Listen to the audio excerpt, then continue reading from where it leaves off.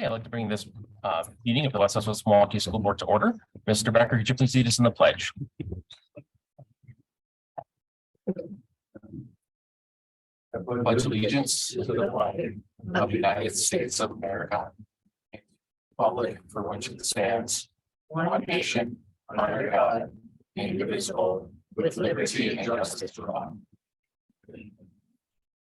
Thank you very much. And next we have the oaths for the re-elected board members, and we have Mayor Devine here to provide those.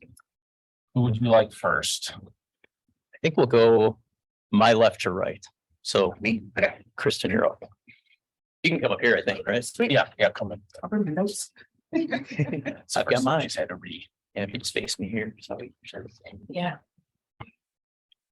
So I, Kristen Kaiser, having been elected to the office of West Dallas, West Milwaukee School Board, Having been elected to the office of West Dallas, West Milwaukee School Board, but have not yet entered upon the duties thereof, but have not yet entered upon the duties thereof, swear that I will support the Constitution of the United States swear that I will support the Constitution of the United States and the Constitution of the State of Wisconsin, and the Constitution of the State of Wisconsin, and will faithfully discharge the duties of said office and will faithfully discharge the duties of said office to the best of my ability. to the best of my ability. Congratulations. Yeah.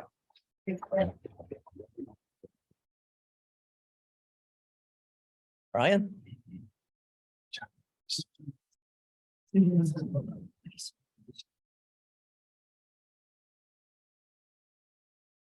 Already. I, Brian Keller, Brian Keller, having been elected to the office of West Dallas, West Milwaukee School Board, having been elected to the office of West Dallas, West Milwaukee School Board, but have not yet entered upon the duties thereof, but have not yet entered upon the duties thereof, swear I will support the Constitution of the United States swear I will support the Constitution of the United States and the Constitution of the State of Wisconsin, and the Constitution of the State of Wisconsin, and will faithfully discharge the duties of said office and will faithfully discharge the duties of said office to the best of my ability. to the best of my ability. Congratulations. Noah?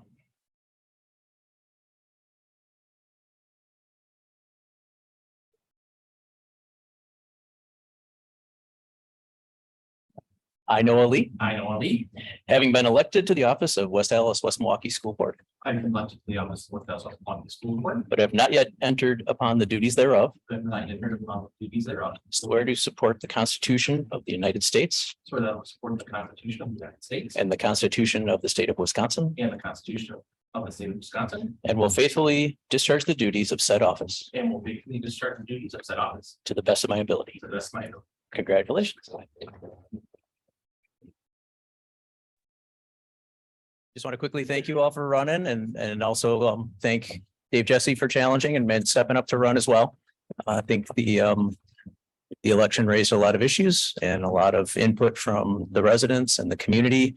And, from the city perspective, I look forward to continuing to work with all of you and look forward to, I'm going to be down to only one student in the district this June. So only got one you have to worry about, but thanks for your service. And I have to duck out because we have a youth commission event coming up, but I just want to wish you all the best. So thank you. Thank you very much. Thank you. Thanks.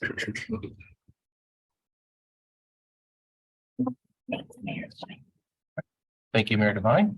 And Suzette, would you please call the roll? Yes. Mr. Becker, Here. Mr. Keller, Here. Mrs. Carr, here, Mr. Sickich, Present. Mr. Burns, Present. Mrs. Kaiser, here, Ms. Steele, here, Mrs. Lee, here, President Lee. Here. Proper notice of this meeting has been posted in accordance with the open meeting laws for the state of Wisconsin. Do we have any modifications to the agenda this evening? No. All right, so then we'll move right into the superintendent's report. Good. Good evening. Can you hear me? All right. Can you hear me? All right. I think I see a thumbs up. Thank you. So good evening, everybody. The board is aware, but for members of the public, I am in Marquette, Michigan this evening, participating in the care of my dad with my siblings. So we're taking turns on to spend some time with him. So I appreciate being able to join on Zoom. So we will begin 7.1, a report from Dotke Project-Based Learning High School, our student representative. So go ahead and take it away.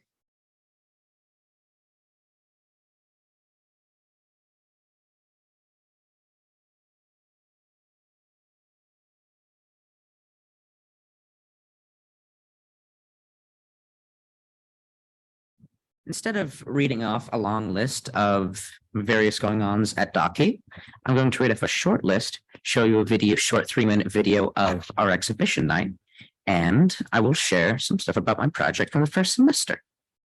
First up, 4 updates that I have for you is the update to the new kitchen. Construction is running a little bit behind, but there should the district's new culinary arts kitchen located at Docky should be completed by the end of the year or by early summer.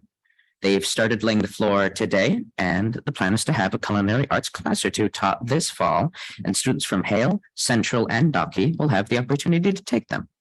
Second, Docky is celebrating another successful winter of enrolling incoming 9th graders. The upcoming 9th grade class is virtually full with 53 students committed for next year. With a smaller senior class this year due to COVID, we will gain 4 more students than we will lose to graduation, so our enrollment next year will grow to just over 200 students. This helps us meet our goal of having roughly 50 students in each grade level. We will continue to offer the dual enrollment option at Hale and Central that allows Docky students to take advantage of elective course offerings at our comprehensive high schools. This year, we had students take AP classes, foreign language, orchestra, band, choir, career, technical education, among others. Also, Docky students have participated in sports, cheer, and theater productions at Hale and Central. Thirdly, Docky students will again be donating their time in May at the upcoming senior prom put on by our very own WAWM Recreation Department. Last year, we had about a dozen students get all dressed up and help serve the meal and then dance with the participants of the prom. It was a pretty neat experience for everyone involved, and we're looking forward to another fun time. Lastly, a reminder that Docky's graduation is Thursday, June 8th at 7 p.m. at the Hale Auditorium. We'd love to see you there to celebrate our graduates. That is all for the brief updates. And I'd like to shift things to inform you about Docky's upcoming exhibition night that is coming up on June 5th. The best way to explain what exhibition night is to show you a short 3-minute video. I'm Kelly. I'm a teacher here at Docky.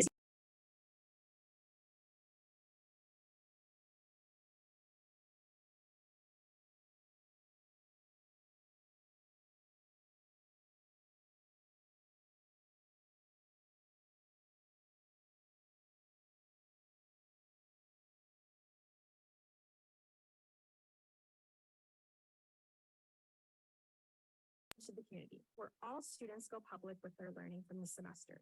Students create all sorts of really cool projects and then share about it with other students, families, and community members. Want to see? Check out the rest of the video.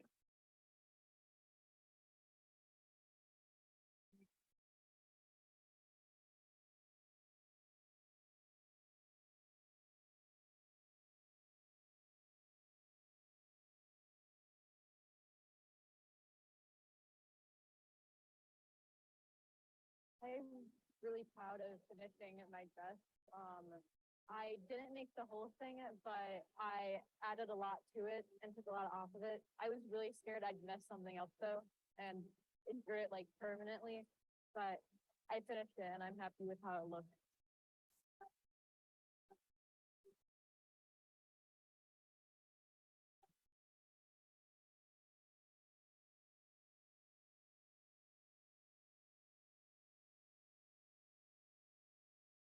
This is the Docky jump rope team. I'm most proud of my speech skills, getting the opportunity to teach little kids this. We go to schools and just wherever we perform. Getting the team together and we just get everyone together and we have fun.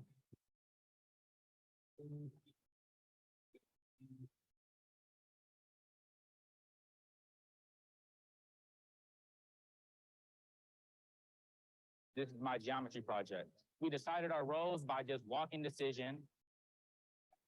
Then we had to design our structure, which was pick the shape and decide how we were going to do it. Our benchmark 3 was to get our materials and plan our construction. And then our final benchmark was to actually construct our project. Probably one of the best projects I've ever done for a school.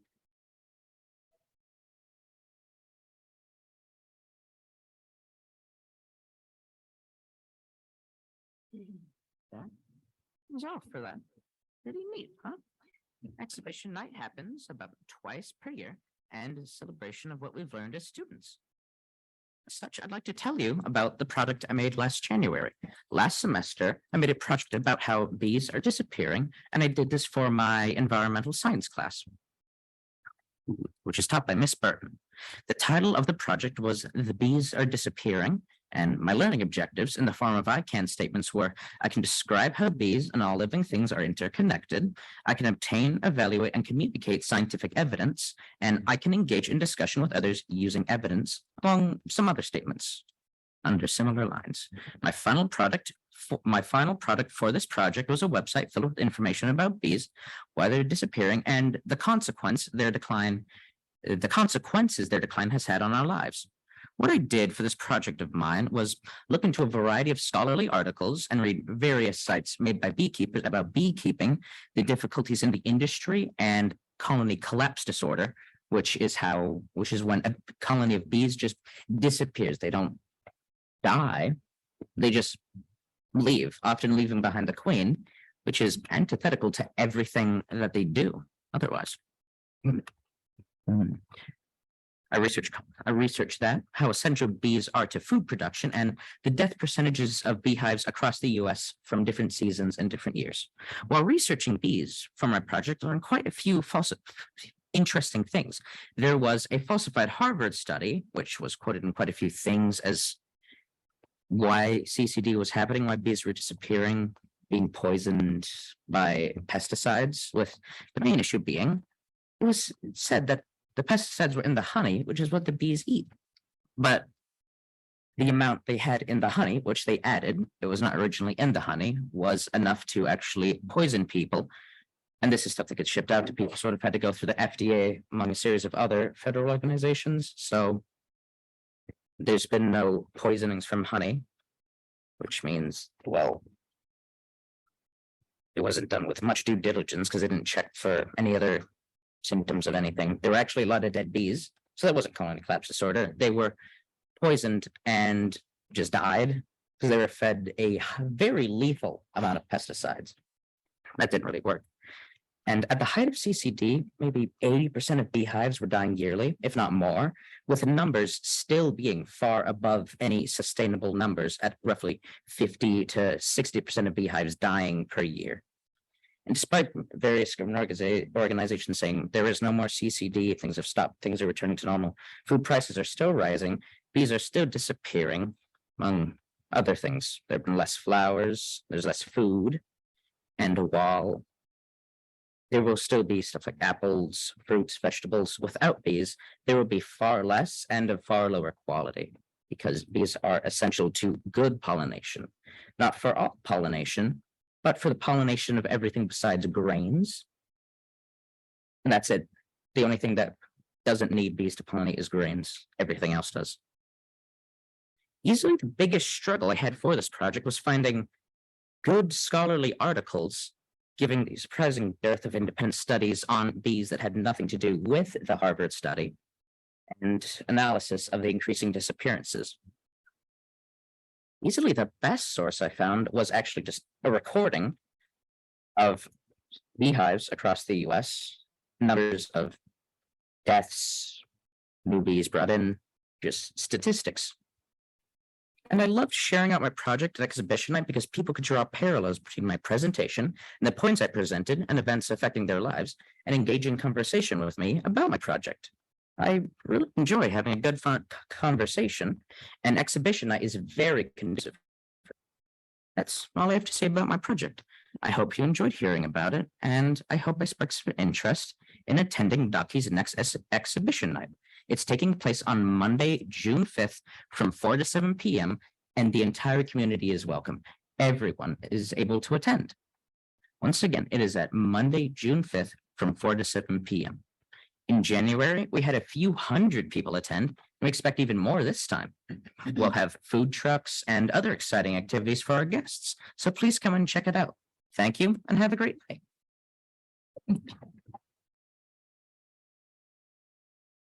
Thank you. That's awesome. Am I back on?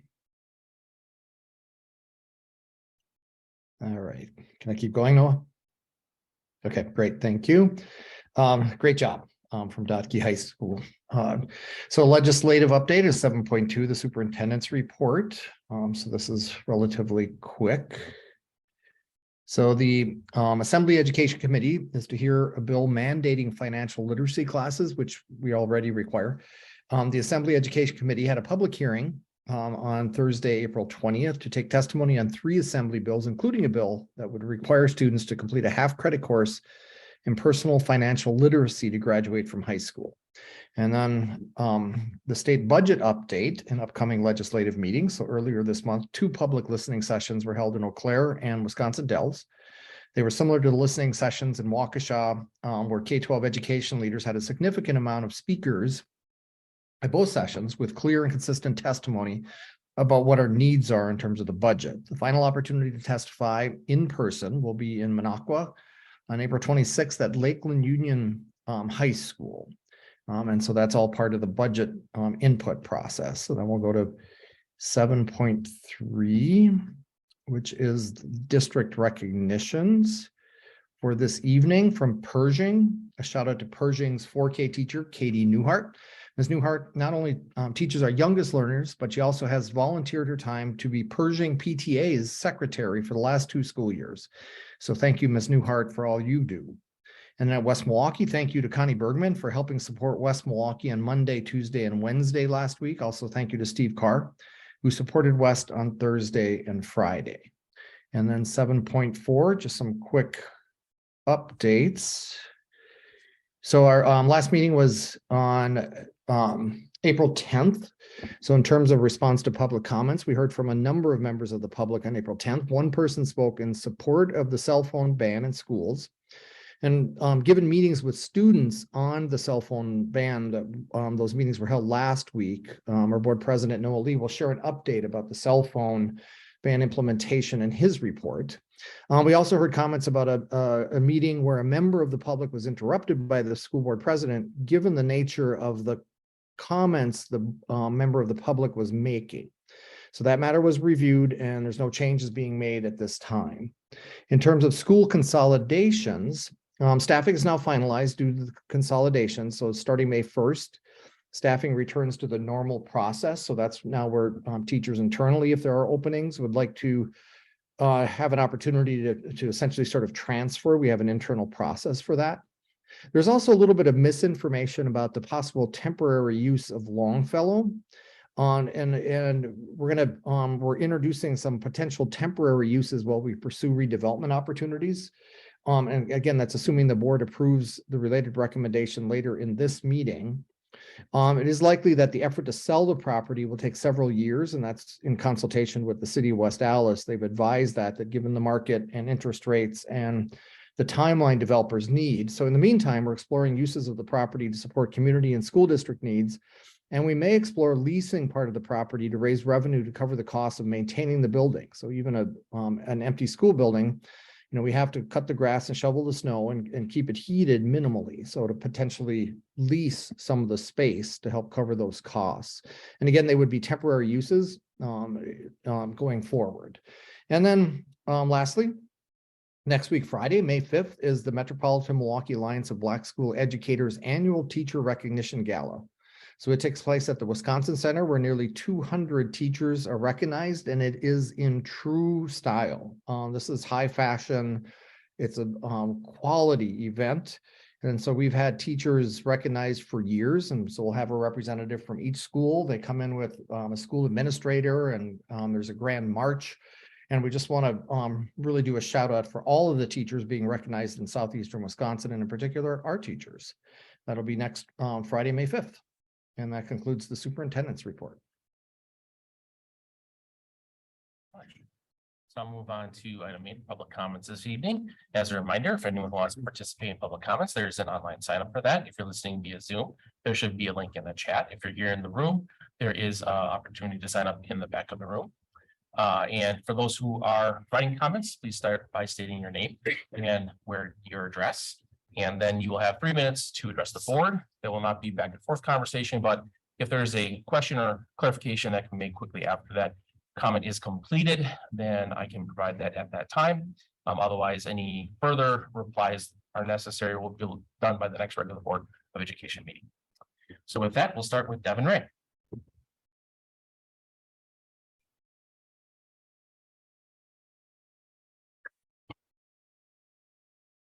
Devin Ray, 1027 South 110th Street. Disagreeing with someone's way of life does not mean the same thing as saying that that person doesn't exist, nor does it say that their rights are magically taken away. It simply means you can disagree. I do not agree with organized religion. It does not mean that those who do suddenly cease to exist to me, nor does it mean that I hate them.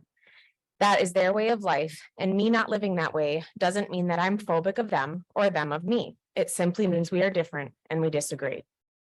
I agree with the right to bear arms, and I believe that hunting and fishing is a way of life. I don't call people that disagree with me phobic or hateful. Disagreeing with me does not remove my rights to hunt and fish for myself. It does not mean that I need to change to be like them or them like me in order to feel accepted. It simply means we disagree. In every single thing that we do, there will be people who disagree with us. To assume otherwise is foolish. People are allowed to disagree. You sit up here and preach often about the inclusion and inclusivity of this district, but it always only pertains to one group of people. You need to take a hard look at yourselves because you do not equally support all students. For instance, pushing a curriculum for sexuality in schools. This is inappropriate on so many levels, but perhaps what is more eye-opening is that we never see any of you stick your necks out for other kids who are struggling, such as those with medical complexities. You should want to support all kids, but even when parents beg for help from you, they are left ignored and retaliated against for speaking up about the truth. If inclusion and acceptance only happens when students are forced to learn about other people's ways of life and their struggles, then I think there should also be curriculum about autism, epilepsy, leukemia, cerebral palsy, polymicrogyria, Down syndrome, Crohn's, lupus, microcephaly, spina bifida. I think you get the hint. Those kinds of kids struggle too. Kids don't choose to be born with disorders, yet none of you support those with even close to the same amount of effort. Public schools should never be about making everyone agree. That's just absurd. Children are not there to learn about other people's way of life, much less to be forced to accept it as their own. They are there for a base education, which you are failing miserably at providing because your only focus seems to be about making sure everybody agrees with one way of life. Allowing opposite genders in restrooms and locker rooms. It needs to stop. This is a problem in most of your schools. You have the same guidelines as Sun Prairie. I'm sure we're all aware of what happened there. An 18-year-old male was allowed in a locker room where he exposed himself and his genitals to 14-year-old females. This is what you're supporting?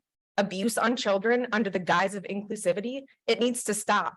And all of you need to stop calling people names like phobic or hateful for disagreeing. We're allowed to disagree.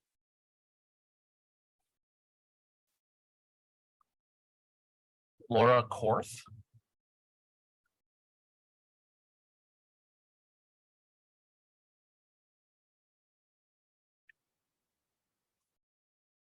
Laura Korth, 1205 South 123rd Street. I have a complaint against a teacher that goes along with the sexuality in schools that should not be there. Mr. Daniels is a music teacher at Lane specifically, and I believe at FLW as well. And he had a whole presentation with stuffed animals and with, I don't know if it's Google Slides, PowerPoint, whatever it was, a visual presentation to his music class full of sixth graders, 11 and 12-year-olds about his sexuality, saying, oh, I identify as queer. And he handed out papers to the students, asking them what they identify as. First of all, it has no place in school at all. Second of all, what does it have to do with music? Nothing. And it states even in your student anti-harassment policy that can mean staff to students as well. It also states that it's defined as unwelcome sexual advances, sexually motivated conduct, or other verbal or physical conduct or communication of a sexual nature. Mr. Daniels violated his class. There was no place for it. He also violates, I believe, a dress code where he's dressing in a suggestive manner. And I have actually pictures, if you need them, where his pants are so tight that it draws attention to his genital area. And I brought this up with Mr. Stephen Carr, the principal, and I was told that Mr. Daniels was offended. And I don't understand how he's offended when my child comes home from school asking, what does queer mean? Am I queer, Mom? Why are they even talking about sex if it's not human growth and development or sex ed or anything like that? My son was in the boys' bathroom because he was born a boy, he is a boy. And from underneath the stall next to him, when he was using the facilities, there was another boy who reached under the stall, grabbed my son's leg, and this is when it was warmer out, so my son was wearing shorts, and started feeling on his leg. It states in your transgender policy that feeling uncomfortable is not the same as feeling unsafe, and he felt uncomfortable because he was unsafe. There's no place for sexuality at all in our schools, plain and simple. Thank you. Steve Broadwell.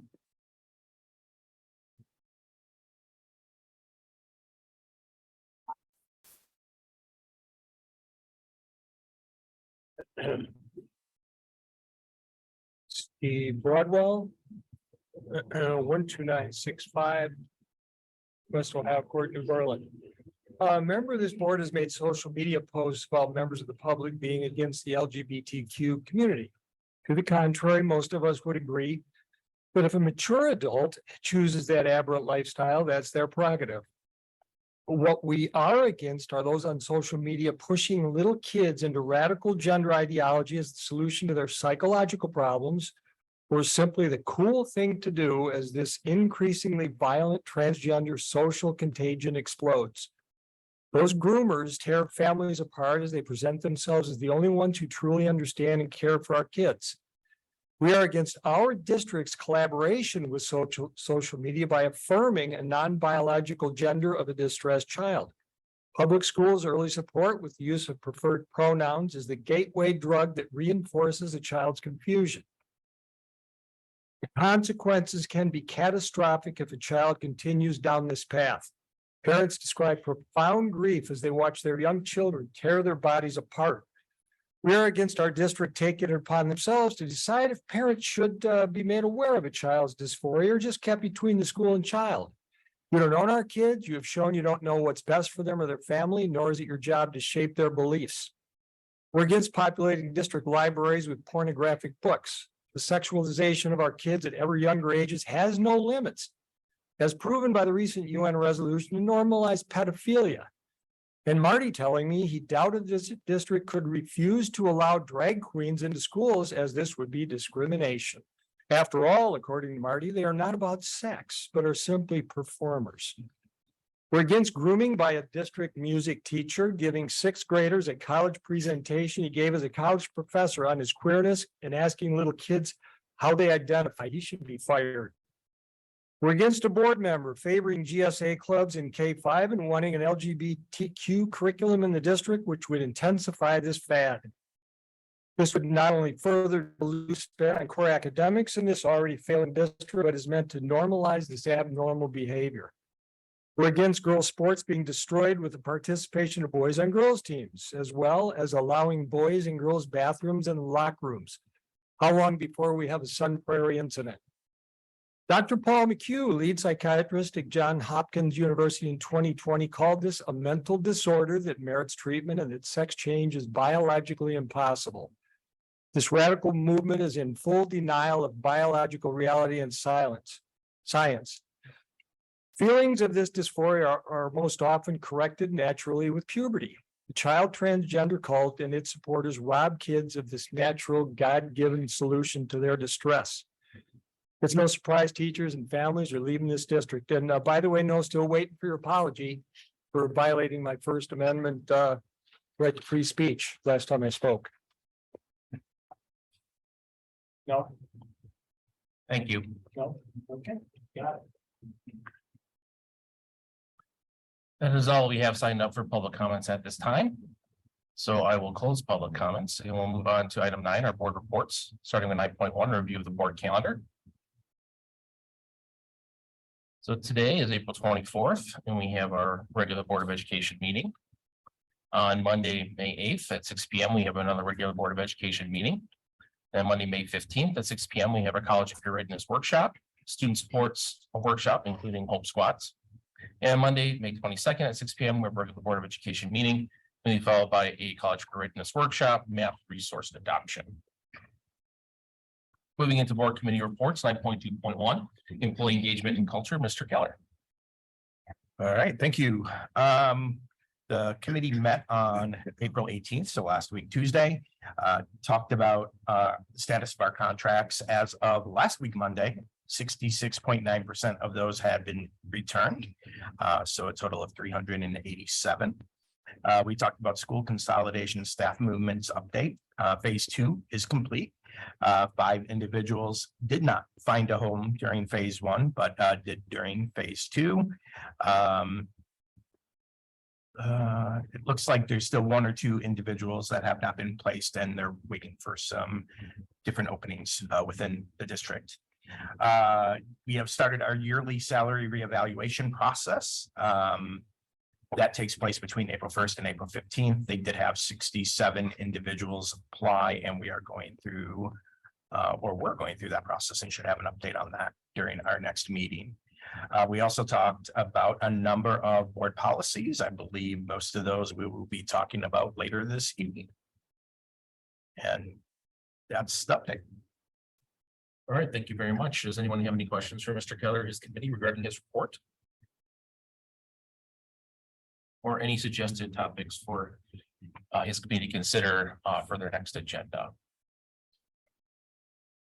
Seeing none, thank you very much, Mr. Keller. We'll move on to 9.2.2, our financial stability and efficiency report, Ms. Kaiser. All right, thank you. We met as a committee on April 20th.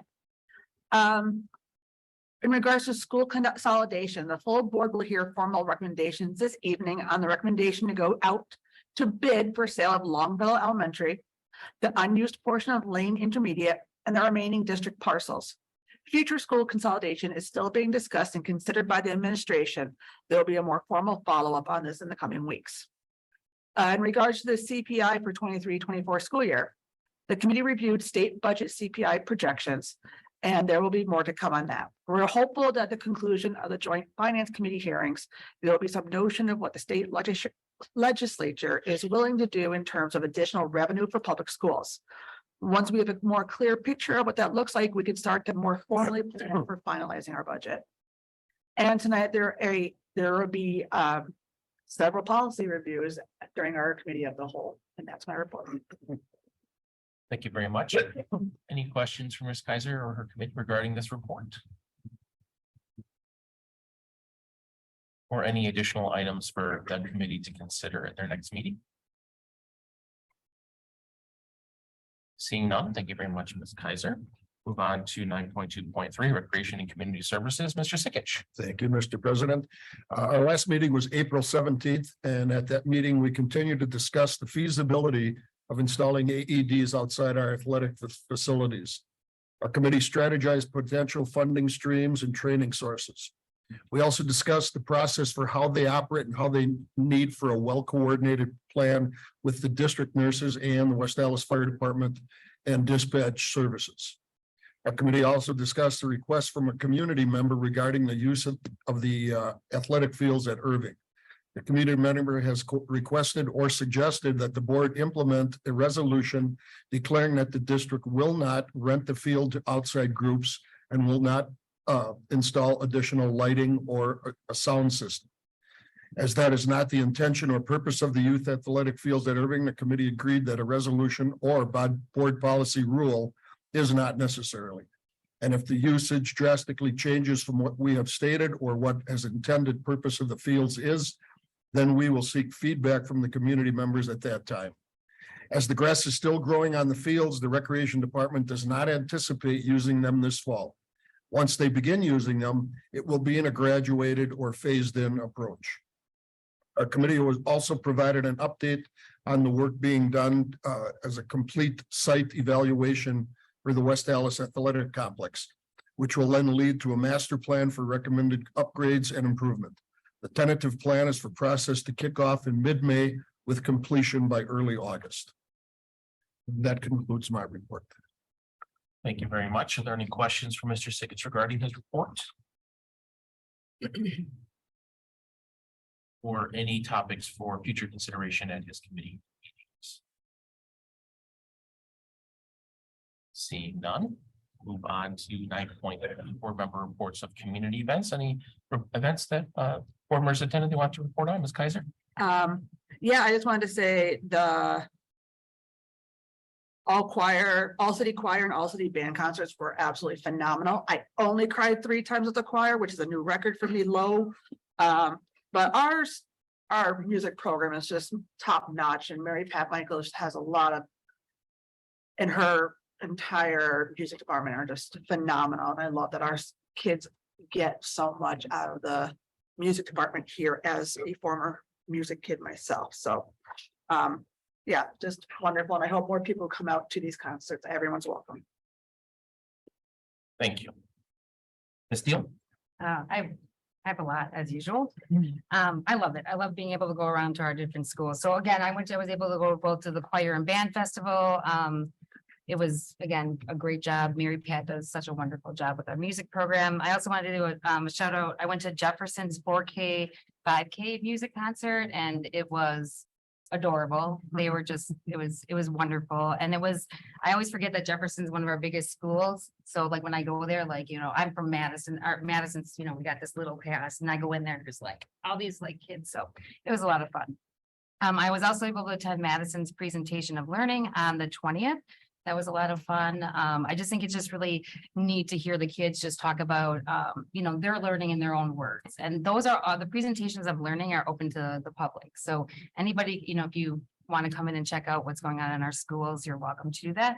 And then also just want to do a shout out to our PTA council organized an Earth Day cleanup. So various PTAs had families join them in the morning on Saturday, and they cleaned up. I was able to join the Madison and Lane families and do a little cleaning up of our school grounds. So that was a lot of fun too. So yeah, I think that's it. Well, maybe next time try to see if you can get a few more in there. All right, slacking. Let's slack it off there. All right.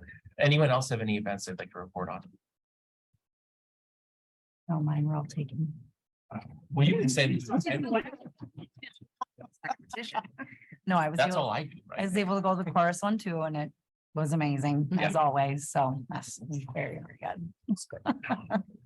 Yeah, so I attended the all city, all district chorus and band concerts. I echo everyone's comments on that, and the amount of work the staff puts in, especially in the chorus one specifically with all the elementary kids that they have sitting in those bleachers that they can get to be quiet when they're not doing anything is, to me, frankly, an act of God or something, because I think it's a lot to do. And then they do so well when they sing too, and using, percussion instruments and things like that throughout their performance. I think it's a testament to how our staff works with that age group of children. So, but always the quality is always so great as well.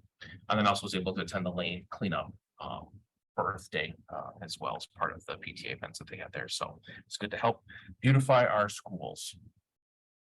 All right. So then I'll move into 9.4, 4, which is updates information items.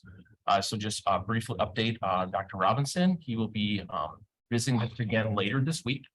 He has some events scheduled again within schools. Originally, we're going to do some community things, but time got in front of him, and so we're going to be pushing that for his next visit later on, probably near next month. So at this time, but he will be here, I believe, starting on the 26th, and then through the end of the week. And then lastly, as Dr. Lexman alluded to, an update to the cell phone ban. So as part of us implementing this, we had scheduled meetings with 2 of the high schools. Originally, it was a Hale that we had on Wednesday morning and Central that was on Friday morning.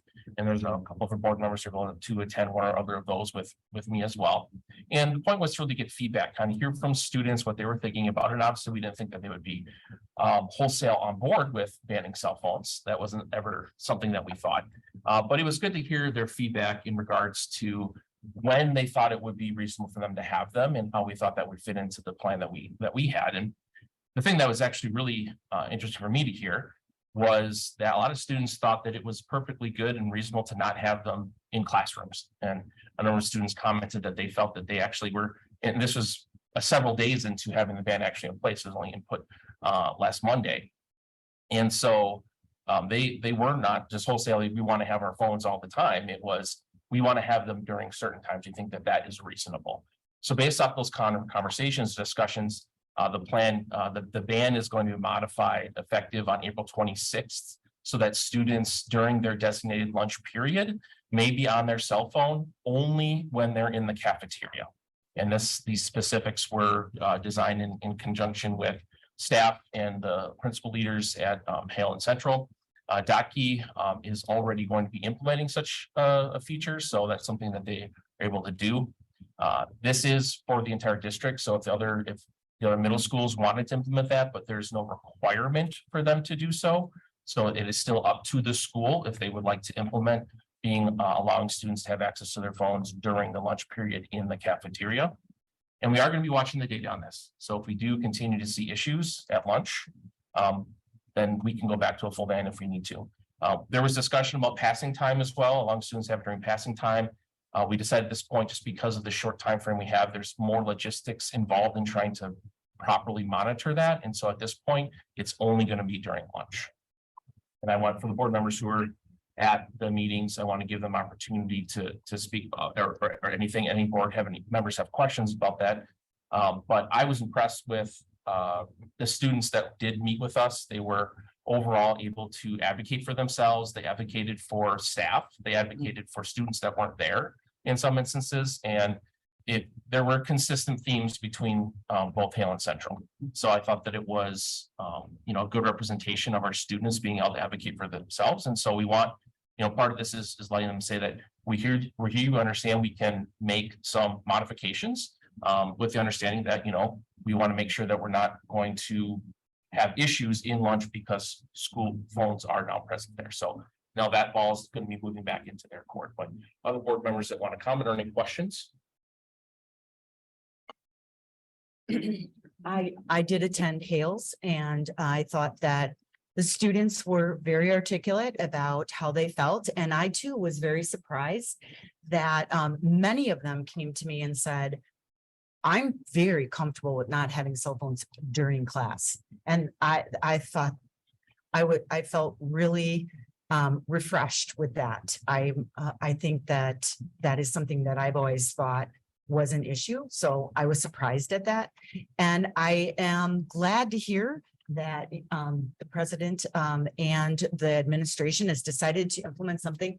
I thought maybe we'd wait until the fall to implement giving phones back during the lunch hour. And I'm glad that we're showing that we are listening and we're hearing them, and that we're willing to build some trust back.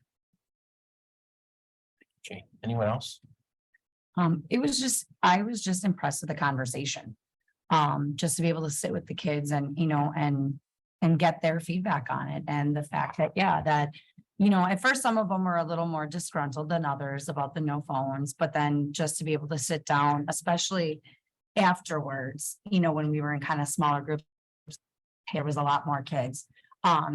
and just talk, in smaller groups and just kind of explain in more detail, as to our thought process behind it. Not that this was like the answer. We knew it wasn't the answer. It was just something we could come up with, kind of quick and in hopes it would make a little bit of a difference, but then to get the kids' opinions and as to what they thought might help.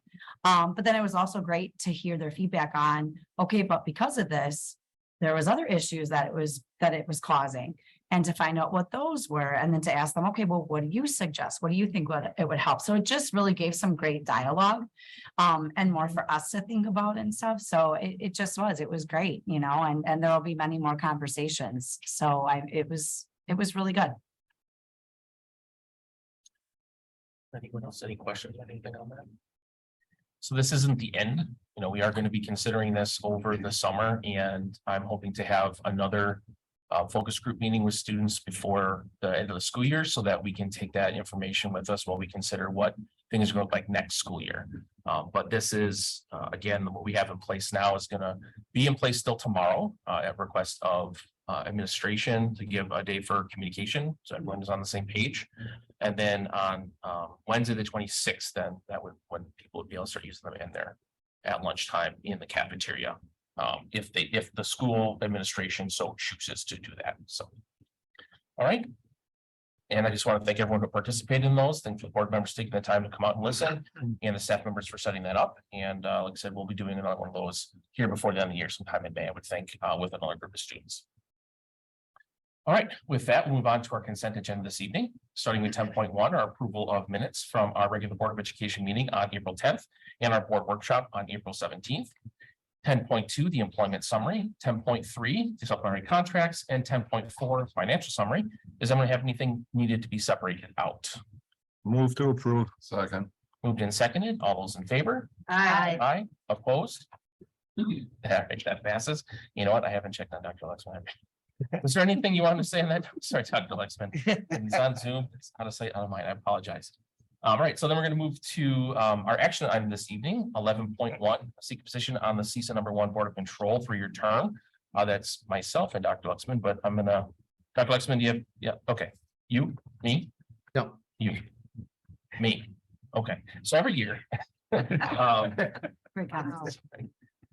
Every year, we have the opportunity to seek a seat on the CISA #1 Board of Control, and it's up to us as a board to decide if whoever is going to be our CISA representative, that we do that. And we will basically be like assigning that, like the CISA representative again, that will come up again when we do the elections, the board officer elections on the 8th. Along with that comes the WASI rep, CISA #1 rep, and then a parliamentarian that we designate at that point as well. But we do have to take specific action if we want to say, yes, whoever that CISA rep is going to be, which right now is Ms. Deal, if we would want them to be able to seek a spot on the Board of Control. And that's like the governing board of CISA #1, just so everyone is clear.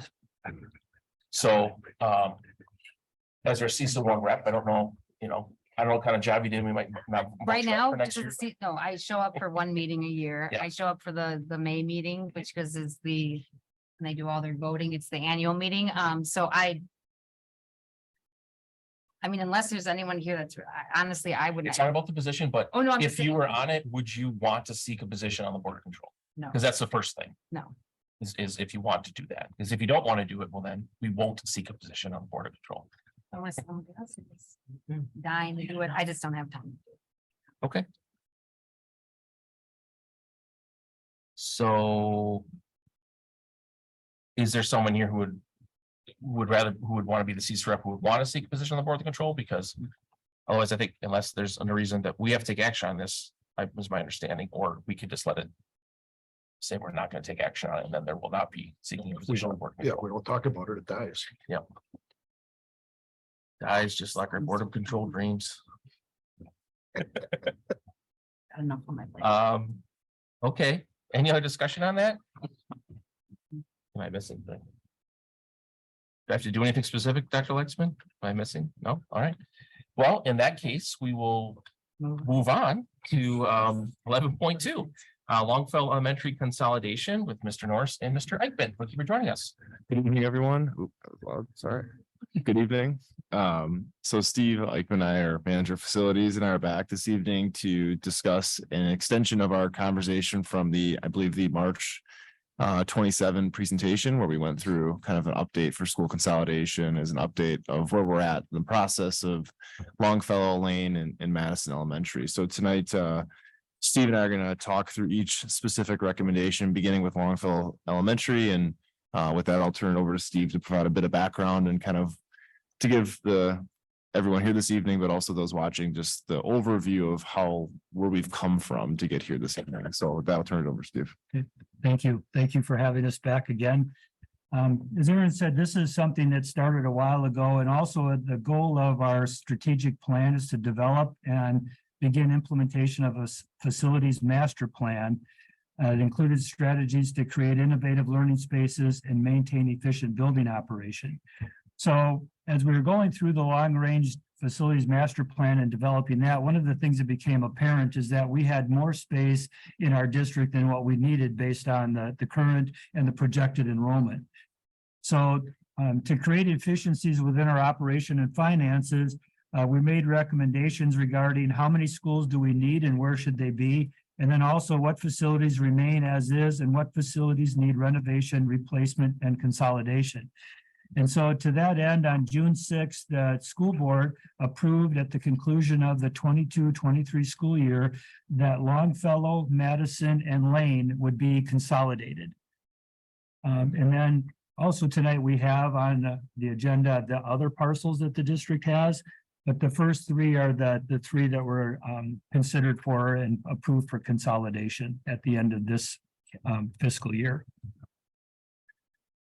So with that, so as Steve kind of mentioned there, that the board took action on June 6th to officially formally close Longfellow at the end of the school year this year. And so with that, Steve and I are back this evening to provide a recommendation to the school board around what the next step we believe would be in terms of Longfellow Elementary. So with that, we would recommend that based on community feedback that the school board officially moves to redevelop Longfellow Elementary to be sold, with the specific intent that the property goes back on the West Dallas community tax roll. And we would look to develop an RFP in conjunction with the city of West Dallas to have that kind of be a collaborative process. So that way the community at large, in conjunction with us, has feedback in that process. So with that, we would take questions for Longfellow. Yes, Jane.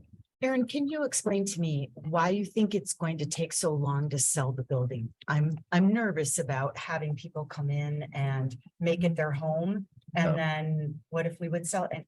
Can you just talk about? Yeah, no, it's a good question, Ms. Carr. I was going to mention that on my list here, just didn't get to it. So thanks for bringing that up. So one of the things that we talked about was, and I know Dr. Lexman referenced this in his opening comments in section 7, was having temporary services or things go on at Longfellow in the interim, as you referenced, Ms. Carr, about in terms of how long it'll take to sell Longfellow. So the feedback we got from the city of West Dallas, Mayor Devine, and I believe Pep Slosh had referenced that given the designation for Longfellow to get historical tax credits takes a period of time, and that becomes much more in terms of revenue and dollars they can get from the federal government, much more appealing to a developer to get.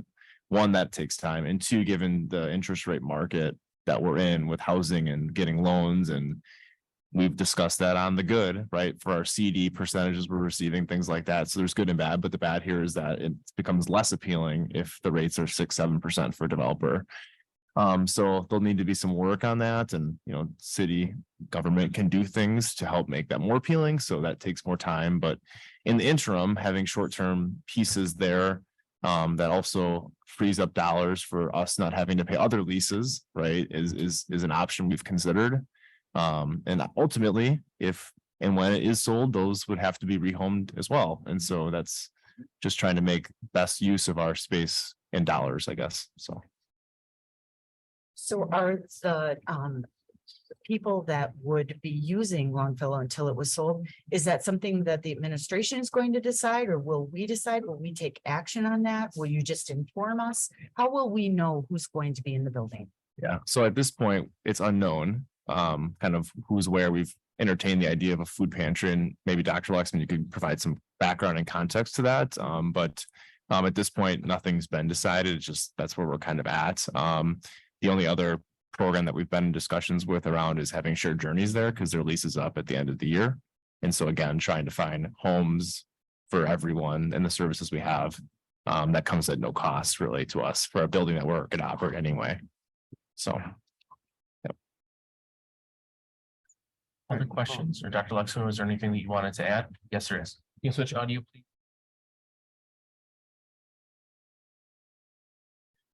Right. Great, thank you. Yeah, just to add, Aaron's right. So we will keep the board informed as this goes forward, like we've been doing. The idea of the food pantry really stems from collaborative conversation with Aurora, Nurses Union, some city representatives, when they started to talk about that there's just not a permanent, well-run food pantry within the city of West Allis. We thought this is an opportunity to share a resource we have with matching other needs in the community. Again, we're communicating very carefully. It's all temporary. The other part of it, if we were to lease any of it, the board does give authority annually to the superintendent and Aaron, so myself and Aaron have the authority to lease spaces so that the board essentially directs that each year. But we would, so we're the decision maker based on that, but we certainly would not lease anything that is contrary to our mission vision. And again, we would keep the board fully informed where we are in the process. And if we enter into any lease, you certainly would be aware.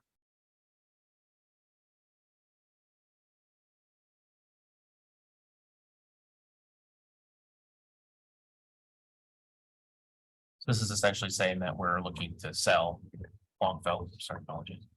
And in the interim, we may utilize that space as needed per district or community needs in hopes to offset, in some instances, offset some of the costs of upkeeping the building while we still own it. While we're looking for a potential buyer. Correct. Yeah. So more questions? I'd look for a motion. Move to approve. Second. Moved and seconded. Any last minute discussion? All those in favor? Opposed? All right, that passes. Thank you very much. We will then move on to item 11.3, Madison Elementary School Consolidation. Mr. Norris and Mr. Eichmann. No. All right, back again. We thought we'd split them out because they're all separate schools and different discussions. So just for the reason there. So again, part of the June 6th approval was the closure of Madison Elementary. And so we're here tonight to discuss kind of what our intentions, we believe our recommendation would be around Madison Elementary. So with that, I'll turn that over to Steve to talk about some background of the building and kind of how we've gotten here in terms of discussing Madison this evening. So when we had the community meetings, as we did for Longfellow and also, the communities, they said what they would like and what they wouldn't like there. But also with Madison, one of the things that we were looking at is possibly keeping that or retaining it and using it as a STEM or a STEAM school as well. And so in the interim, right now, the food service departments at Exo, they will remain there. But at this point, that may change, but at this point, they will be the only services and or entity that will be using Madison starting on July 1st of this year. And so our recommendation tonight is based on this and some of the information that Leadership and Learning had gone and seen different received different ideas of how schools could be transformed. Our recommendation is to retain it and then do further study and looking into, is this a good use of this facility? And then obviously at some point it's going to be, if it is, what is it going to take to remodel it, to renovate it, to bring it up to code, to get it ready? And then what do we need to do based on that? Yeah. So really, as Steve kind of alluded to, our recommendation is based on the current site, the current age of the facility, the cost to renovate, and in terms of overall in comparison to other sites, those costs are much less. The building's much more is newer. And then the current base is currently being utilized as recommend kind of a hold. And with the idea of a potential specialty school, that kind of thinking at this time, but certainly not something that be decided tonight, just at this point, future usage. Question. All right, Ms. Deal. Yeah, two questions. First question is, so I know Sodexo will be in there. What does the schedule look like in terms of upkeeping that property? You know, it is a residential neighborhood. I would want to make sure that, you know, like what, you know, how often are you going to be checking the property, making sure things are okay, that type of thing, if we're not, if the, you know, Sodexo is only utilizing that one little corner. Yeah.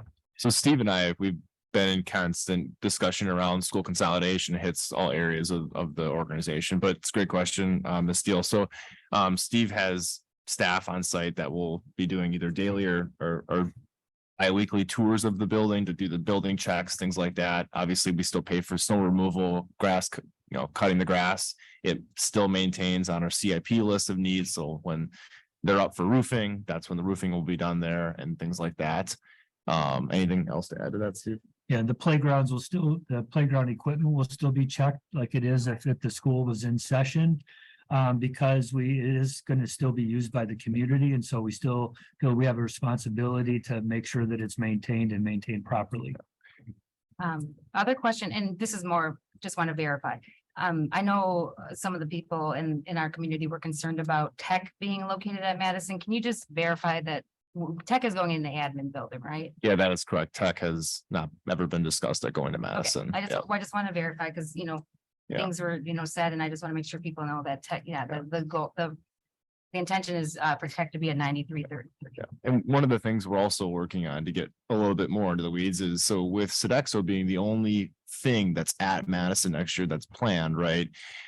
Since they're using the space, we can, per DPI, we can allocate the utility costs to Fund 50 because that's the only entity using it. Now, it's a little unorthodox, given that it's very rare that one organ like Sodexo would have a whole school, right? So we're working through the logistics. Typically they're metered off. And so there's a meter for Sodexo and there's a meter for the rest of the school. Well, obviously the cost to meter that it would be, in my opinion, ridiculous. So we're trying to work through what that would look like. Why would we meter a temporary space and have that cost hundreds of thousands of, you know, it makes no sense. So working through that, but that's our opportunity to run the building and keep it maintained, like heating, you know, water, gas, sewer, all those things that really at no cost to the Fund 10 budget, I suppose. There's another option there as well. So we're looking into that too. So. Other questions?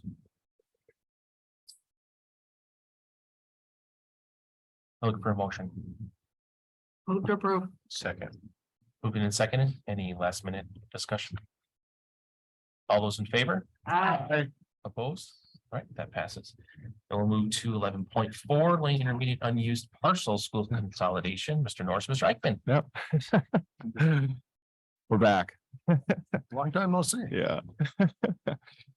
So Lane, and not to give a lot of background here. So Lane is kind of a little bit of a different discussion this evening, given that the board has already taken action in conjunction with the community recreation department to have Lane become the next community recreation site, which construction will begin, I believe, in August of the upcoming year. So at this point, the recommendation you have this evening is to take the unused portion and you know, essentially put that out to bid to be sold. That's kind of the recommendation this evening. Now, there's a number of steps that would go into that. Number one, the first step would be having the full board get an approval or see the plans that are developed with the community recreation department in conjunction with CG Schmidt for the board to see what those final plans look like and approve those plans. And once those plans are approved, then we would know what the unused portion of the site is that the recreation department is saying they don't need.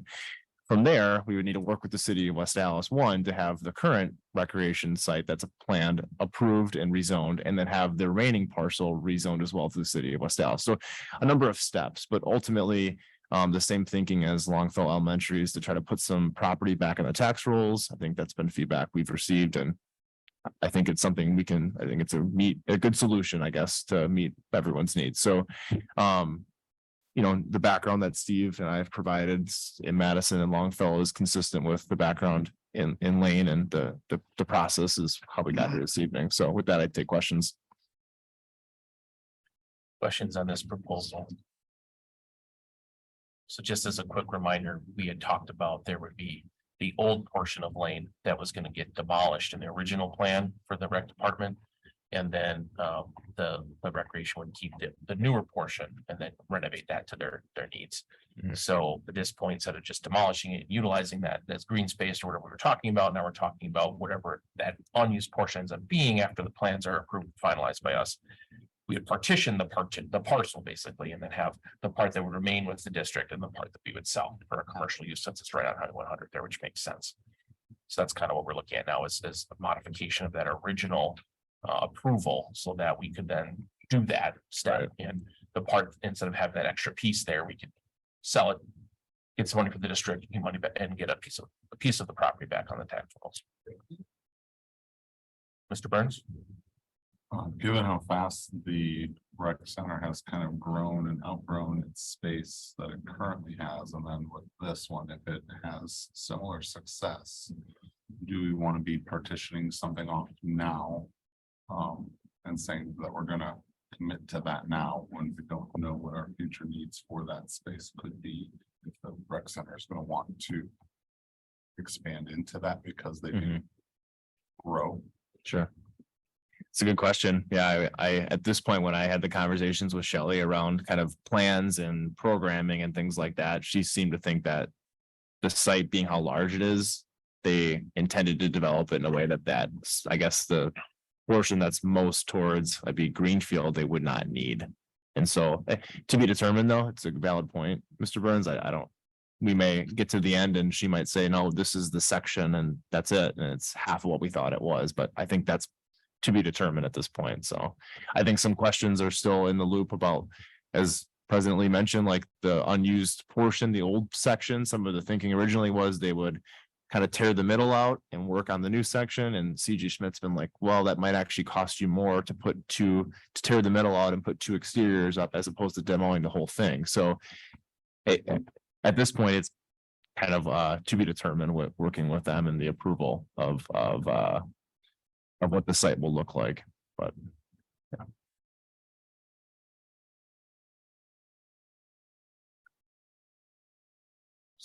Commit us to having to sell it if it doesn't look like what we want or what the rec center wants. Yeah, good question. So this is to put a bid out for it to be sold. Now the board would have to approve the sale still. So it's start engaging in the process at this point. Yeah. Remember that they do have that northern end there where it's not, where the parking lot isn't, they get expanded to there too. That's all part of our.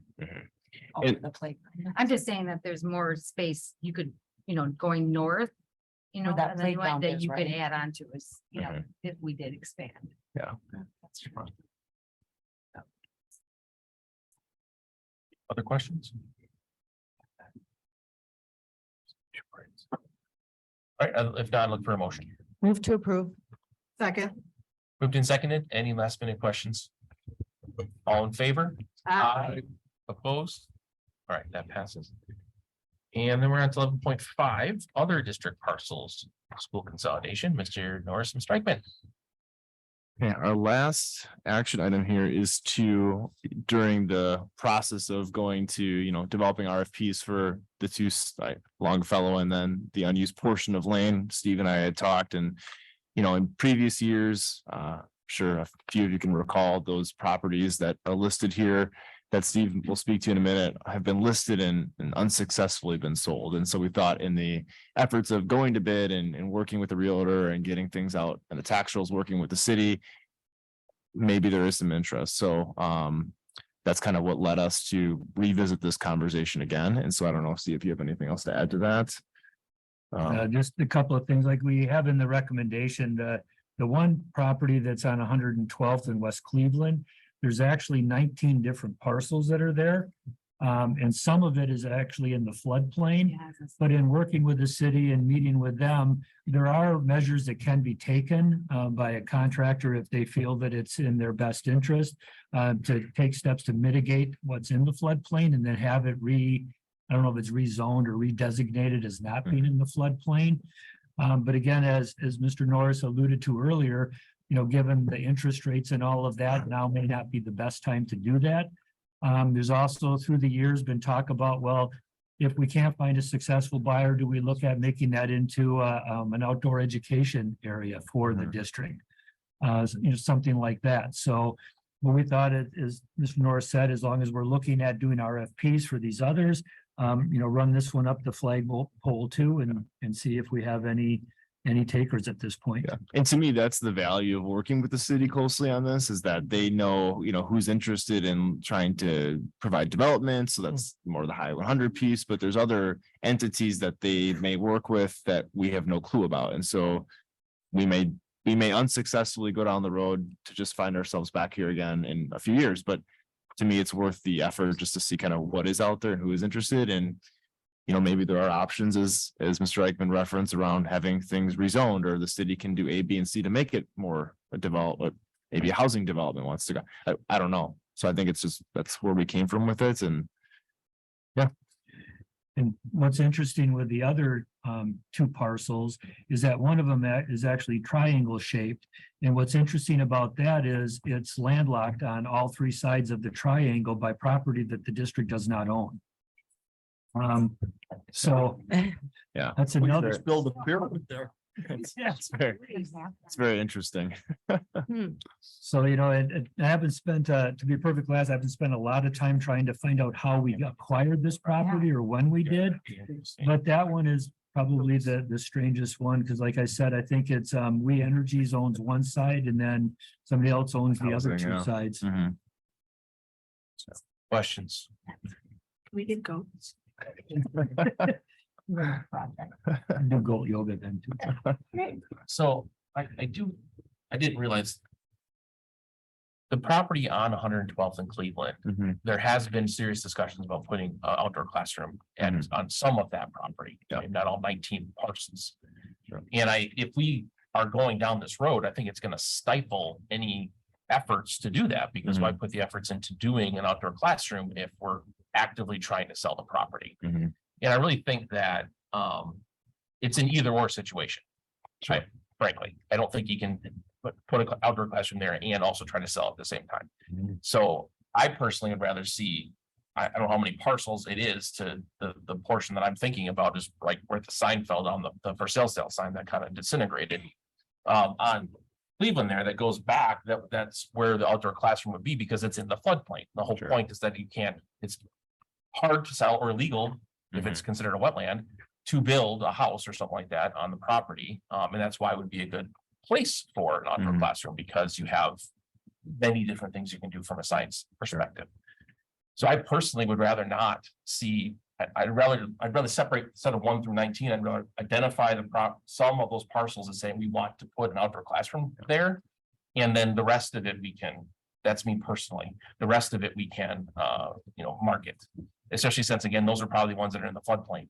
Right. So that's why it makes it good to be for an outdoor classroom.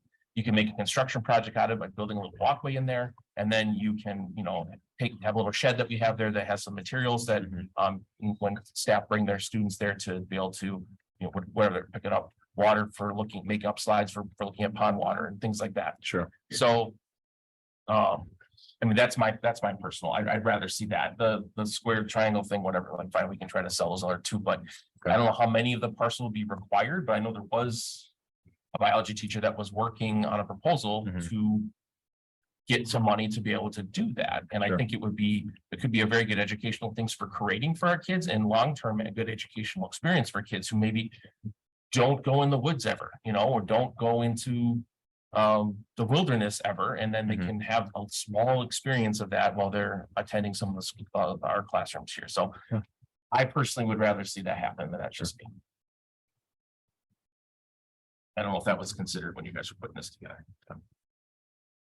I think that's an option. If we're going to bid, this is really the approval to develop the RFPs and to get those in the street. So we certainly could look at, what section in that neighborhood is definitively in the floodplain, if there's a fringe area, and, map that out to carve that section out. We're doing that with Lane. Same idea, right? So, just essentially the approval to start working on that, we certainly could. So, I was just gonna say, I actually was a little disappointed when I read this, because I was like, 112, that's where I keep thinking we have an outdoor classroom. So I actually, I would like to know if we could kind of carve that little area out, and if we can find out if we can go out to bid, I mean, I don't know how everyone feels, but I think an outdoor, just if we're moving more towards project, we are going toward project-based learning. I think an outdoor classroom, especially in that area where we know there's already, that's Honey Creek right there, just some, fun scientific stuff and so I would like us to retain that if we are really seriously looking at putting something like that there. It would be relatively easy to work with the city and identify which of those 19 parcels are actually in the floodplain. And then, like you said, is there a parcel or two that are kind of in a transition area? And look at those, and then, we could say, okay, well, 1 through, 10 or whatever are the ones that we want to do an RFP on, and 11 through 19 are the ones we want to retain. Really, yeah, I agree. And I think really look into the approval to start to work on that with the intent that a portion would be listed, I guess. So certainly could do So that. would a modification of this need to be made as an amendment to say that that was what the intent is? Or is it passing it as is, basically saying that we're looking to sell all of it? And that's my only concern. Yeah. Just pull it up one time, second. Yeah, we probably would look at a modification to be consistent with the lane piece or the unused portion of so-and-so. All right, so the recommendation to redevelop the unused portion of the district owned parcels 1 through 19, is that sufficient? I believe so. Mr. Parliamentarian, do you think that would be sufficient? I would think so. Martin, do you see any issue if we just add the word unused portion? That provides the flexibility then to determine, and then if we do get offers. It leaves it open.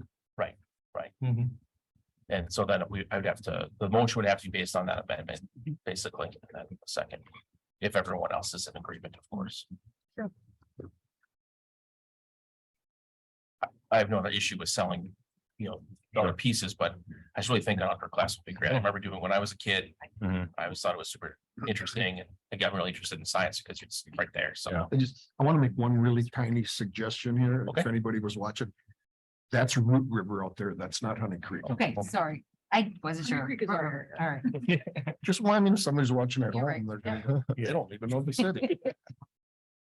I knew it was one. any other or questions or discussion on this?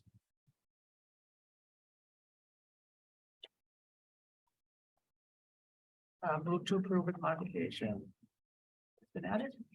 We have to say specifically, right? To approve with modification stating unused district parcels. Yeah. 1 through 19. 1 through 19.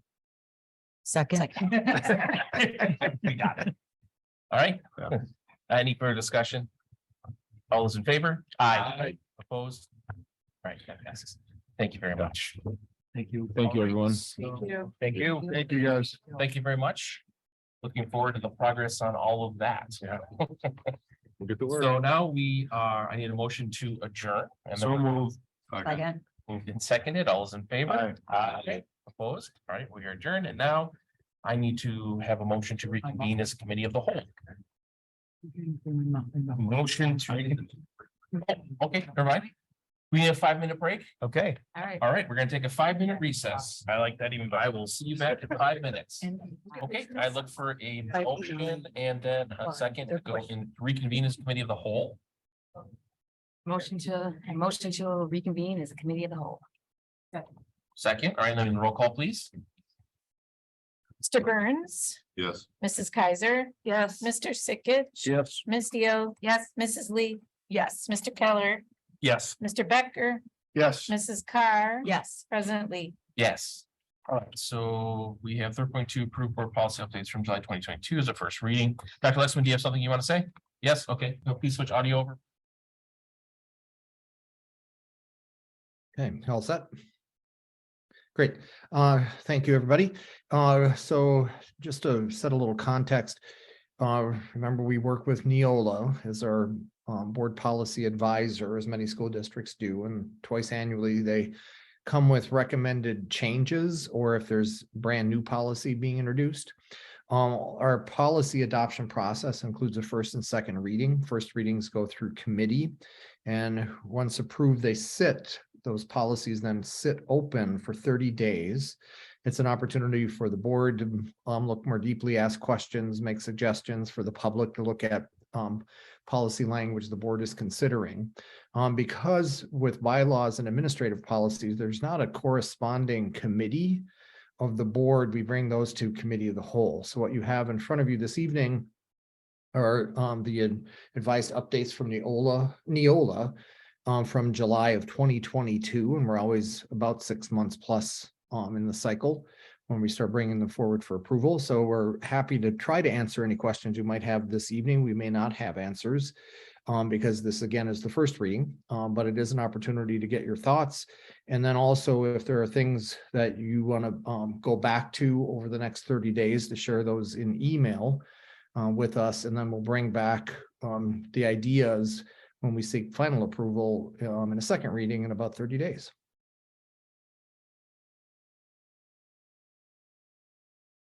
Specific things that we're going to go through on this, or? Well, I'm prepared to let you know what the difference is in some of the policies, if you'd like to hear that tonight. Sure. Okay, well, actually, I have 9, but really only have 4. So don't freak out. We have 1421, 3121, and 4121, which is the criminal history record check and employee self-reporting. And they fall under the administration tab, as well as the professional staff tab and the support staff tab. Okay, it gets a little confusing. Okay. Basically, the change in these policies, it expands the definition on what is considered a minor traffic offense. Okay.